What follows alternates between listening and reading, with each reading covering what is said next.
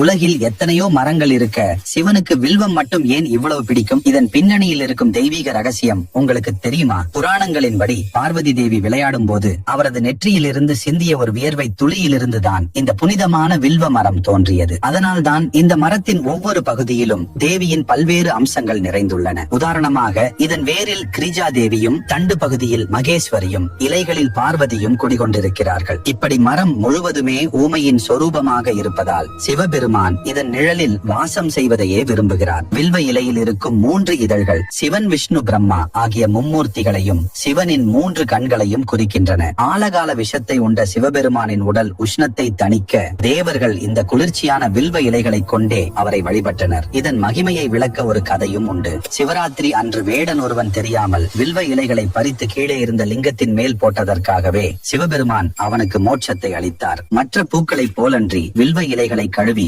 மீண்டும் பூஜைக்கு பயன்படுத்தலாம் என்பது இதன் தனிச்சிறப்பு. திங்கட்கிழமைகளில் சிவனுக்கு வில்வம் சாற்றி வழிபட்டால் உங்கள் வேண்டுதல்கள் அனைத்தும் நிறைவேறும். உங்களுக்கு சிவபெருமான் பிடிக்கும் என்றால் ஓம் நம சிவாய் என்று கமெண்ட் செய்து